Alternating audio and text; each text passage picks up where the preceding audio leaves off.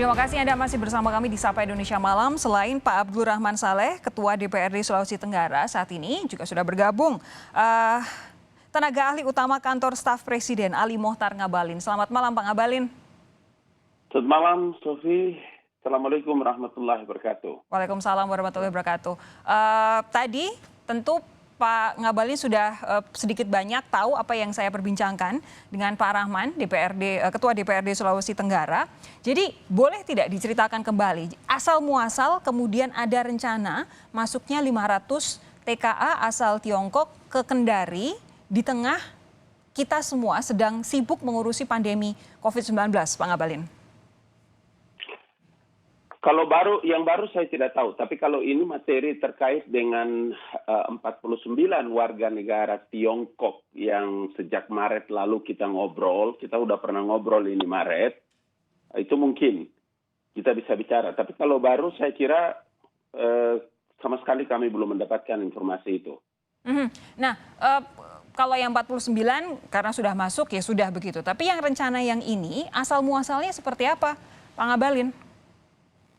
Sampai malam ini ada informasi itu, saya kira saya belum dengar komunikasi antara Mbak Sofi dengan Pak Ketua DPR tadi.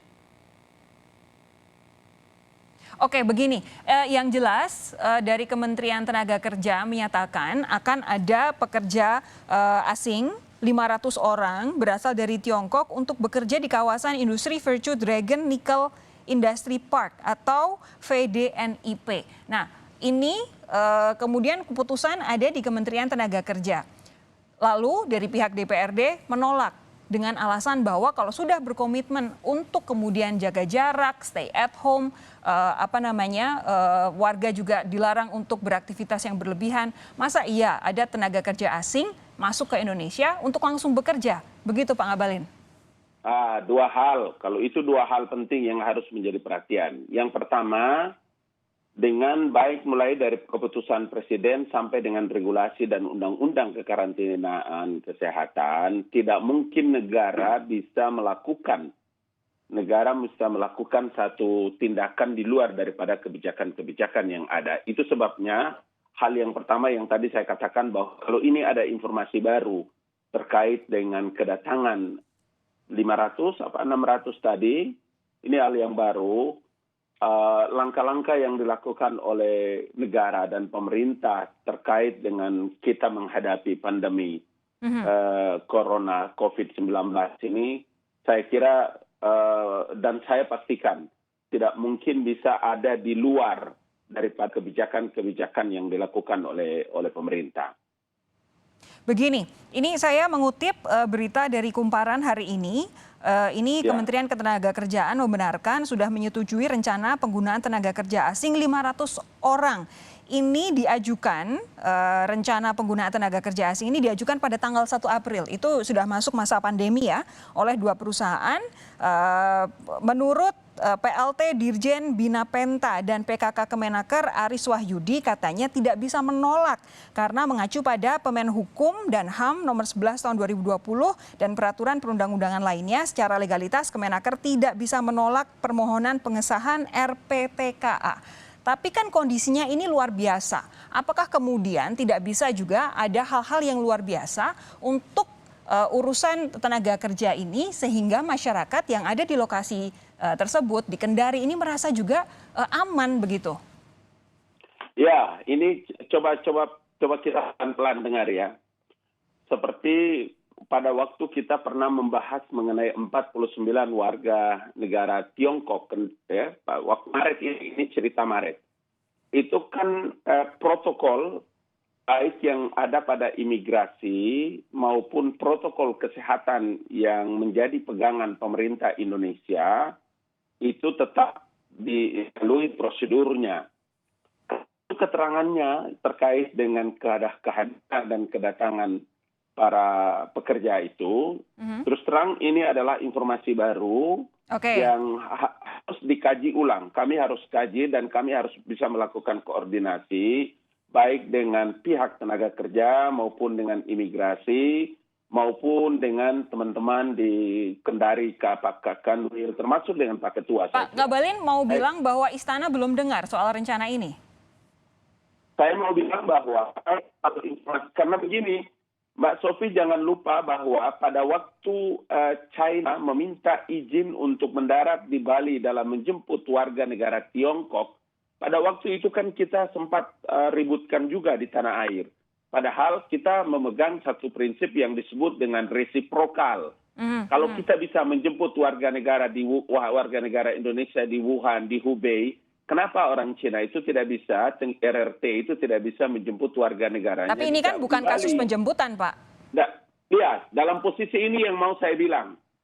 Dalam posisi inilah yang mau saya membandingkan antara tidak mungkin ada satu protokol, baik protokol kesehatan terkait dengan regulasi-regulasi tentang tenaga kerja asing maupun mereka-mereka yang masuk dalam satu wilayah di Indonesia ini tanpa di luar regulasi atau aturan-aturan yang diatur oleh negara. Oke, saya mau minta respons dari Pak Abdurrahman. Ya, terima kasih. Saya kira yang disampaikan Pak Ngabalin adalah kejujuran dan saya kira negara pasti melakukan hal yang sama ketika kita putuskan di komitmen baik eksekutif maupun legislatif di Sulawesi Tenggara. Saya ingin menggambarkan Mbak Sofi bahwa awalnya ini ada rapat Forkopimda yang dipimpin oleh Pak Gubernur dan pihak perusahaan sendiri. Dan itu sudah berkali-kali diadakan dan diambilkan satu keputusan dan Pak Gub sudah mengambil dan saya kira tadi sudah dirilis sejak awal di Kompas TV bahwa kita menolak 49 aja sulit. Nah, kami di DPR ini adalah masukan-masukan dari aspirasi masyarakat yang begitu banyak terhadap adanya rencana TKA. Jadi TKA ini akan ada, tapi mungkin belum sinyalnya sudah ada, tapi informasinya belum sampai masuk ke istana. Dan saya kira dengan adanya ini, mudah-mudahan apa yang kita lakukan ini adalah bagian dari komitmen kita untuk membantu Indonesia.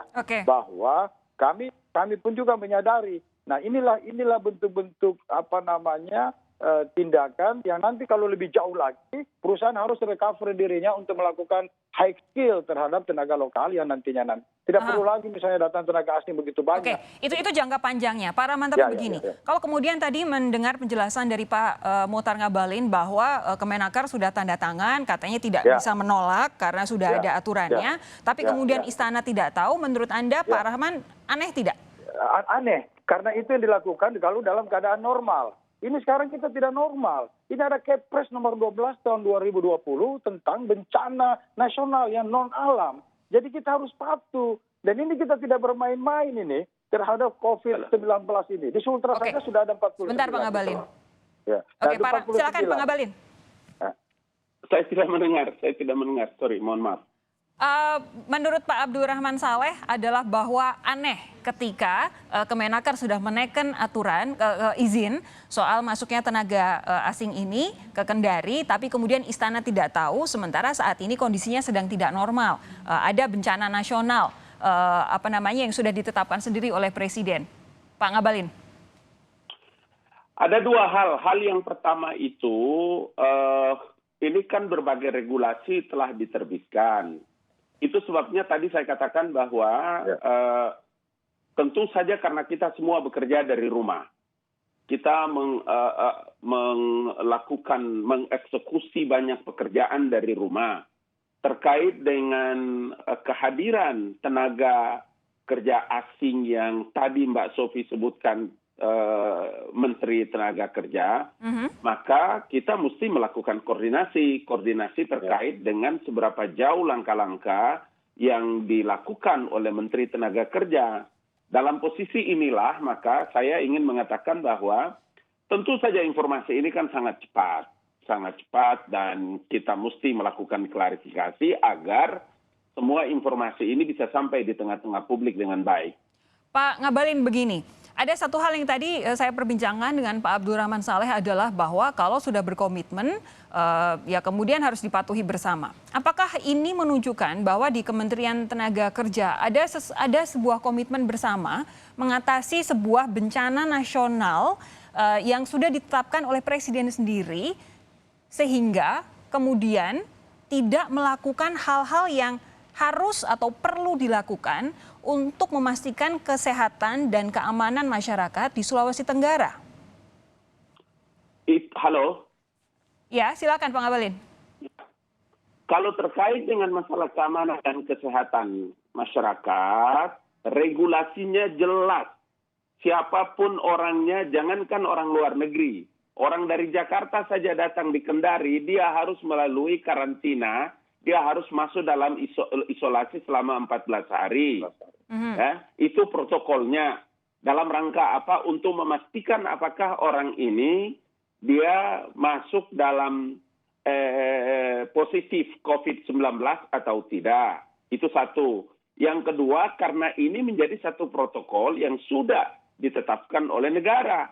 Bahwa kalau informasi ini terkait dengan kedatangan tenaga kerja asing, itu yang saya bilang.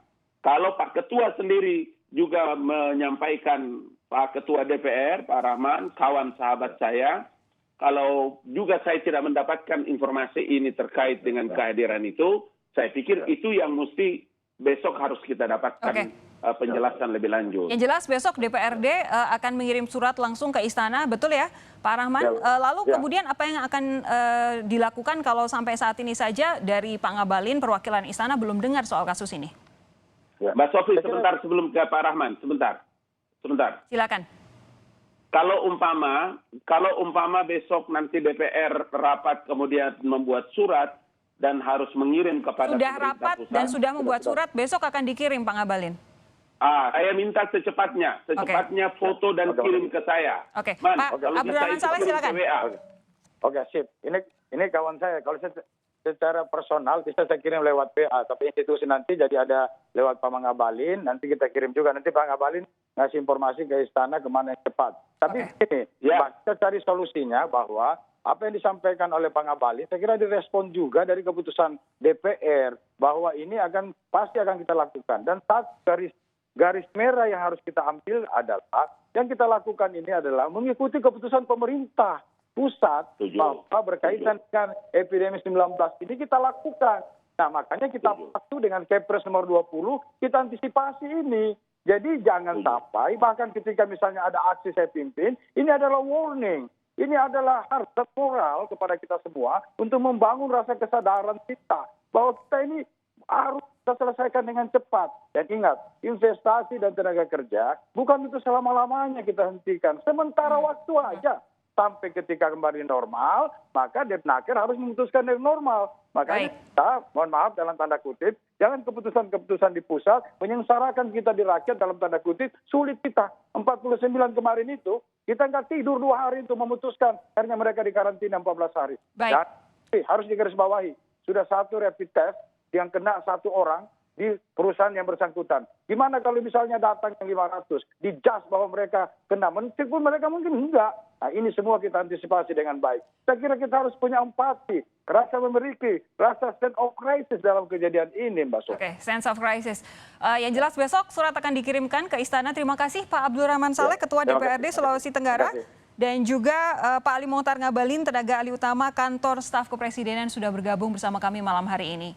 Terima kasih Bapak-Bapak.